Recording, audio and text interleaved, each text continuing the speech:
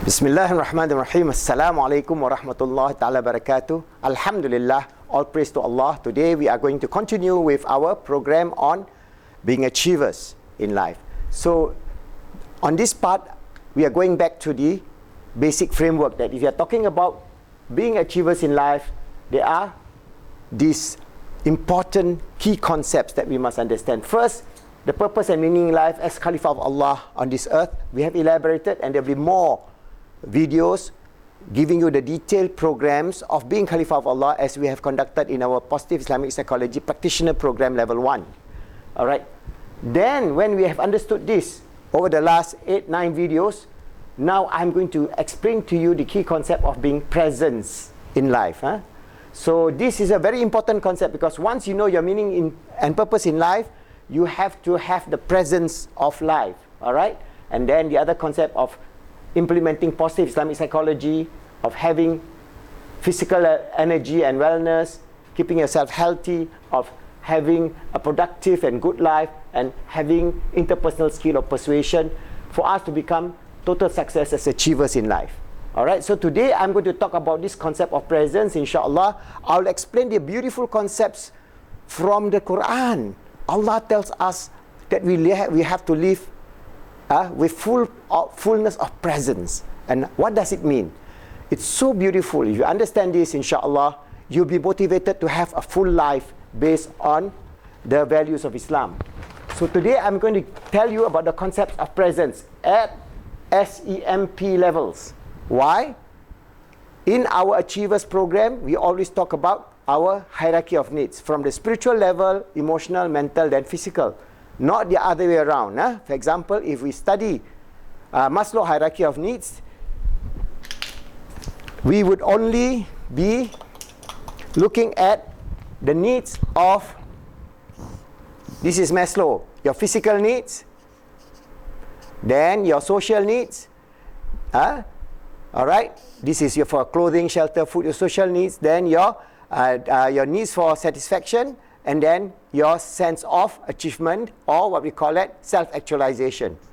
Alright? This is the hierarchy that we are being taught.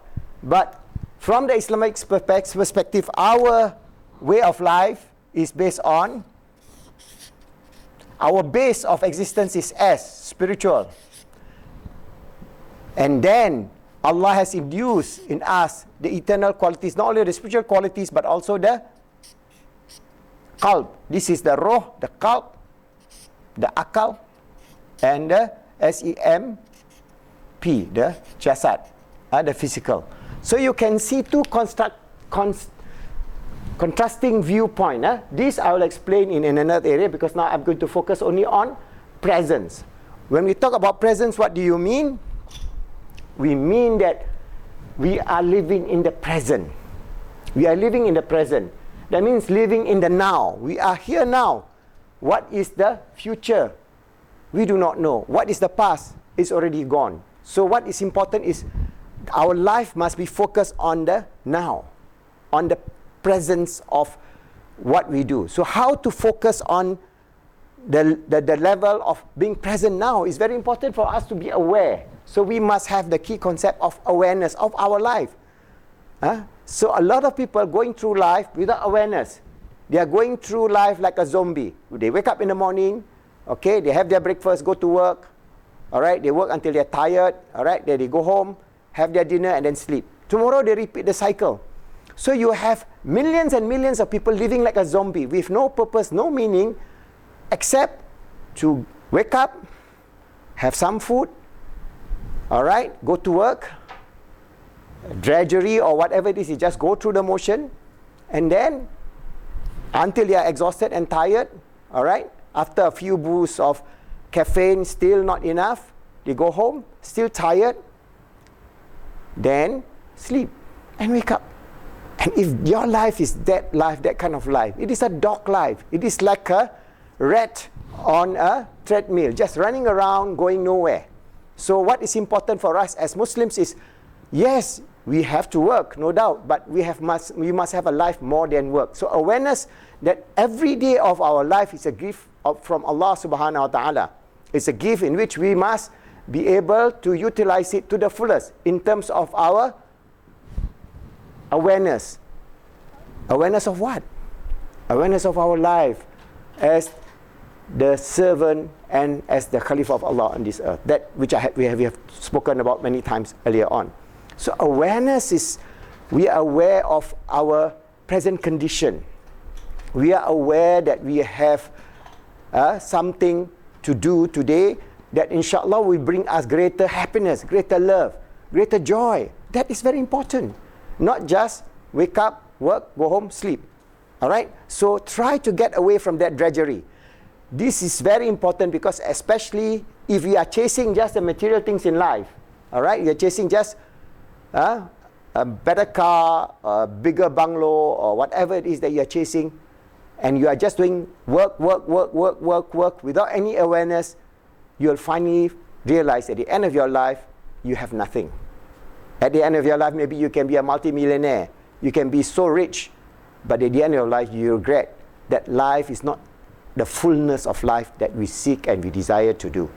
So what is important is for us to understand that this awareness must be at the spiritual level. That means our ibadah to Allah subhanahu wa ta'ala. So are we having good nearness to Allah subhanahu wa ta'ala, because Allah tells us He is Kareeb. Whenever you ask, He is near. So when we go to our prayer, say Allahu Akbar, we realize how great it is to be able to link ourselves, to be close to our Creator. That is the whole concept of ihsan in Islam. That you say your prayer as if you're seeing Allah subhanahu wa ta'ala. Even you're not seeing Him, He is seeing you and He's closer to you than your jugular vein. So we are aware of that. So when we say Allahu Akbar, we have a protector. We have the one who has all the beautiful names and the beautiful attributes. The mercy, the compassion, the love, the sense of gratitude that He gave us and so on. So infuse that values of Asmaul Husna.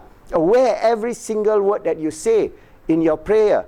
And inshallah at the spiritual level, we have awareness. When we have awareness, then we have the fullness of ibadah. The same thing, at the emotional level, we must be aware. For example, we are with our family, we are with our children. Do we take our handphone and then your children or your grandchildren, you look and yeah. So that is not presence. That is very, very bad. And now that is a very bad addiction and very bad problem because there's no personal communication. When you are doing that, they also will take another handphone, they'll be doing that. And when they talk to you also, they are not talking to you. They are talking to the handphone. So there is no connection. So even though we say we have now this great idea of having a handphone to do so many things, they are playing games while you are talking to them, while you're giving nasihah. So which will get into their subconscious mind? It is the game, not your nasihah. So it's first you must set by example that, for example, if you are with your grandchildren, you have to have the fullness of life, they must sense your love.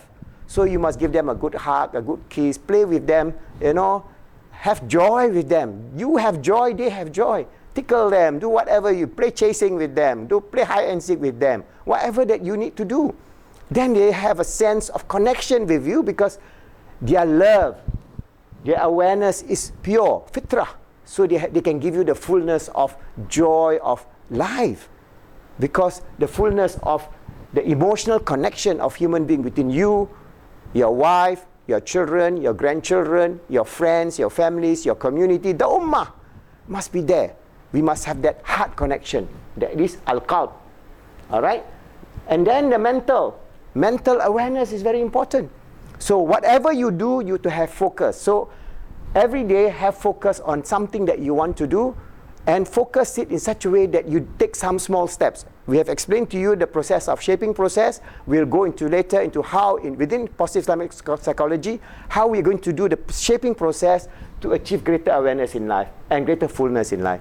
And then the physical aspect, yes, we have to take care. We cannot just have teh tarik, roti canai, and all those junk food and fast food and expect to have a good life full of energy. How can you live in the presence, living in the present, when you half of your time you are thinking of falling asleep, or you have no energy to move on, you have no energy in life, you have nothing except just to drag your life with drudgery day by day in miserableness and in sadness. So this is where I think it is important for you to remember the concepts of presence, and I will give you more detail about how these concepts of presence will be linked to our past and our future, the Quranic concept, and how we are going to achieve presence in our life, inshallah. But before you leave, I will give you an exercise. All of you out there are the exercise paper here. I have one exercise. I've closed this paper. You open the paper, all right, and then you go and write a few sentences of what you see on the paper. And inshallah, I will give you 5 minutes to do it, and then we will then discuss and collect your answers, and then I will then tell you what it's all about. It's about perception. I hope you, when we finish this video, take 5 minutes, and then we will go to the next session, inshallah. Thank you very much.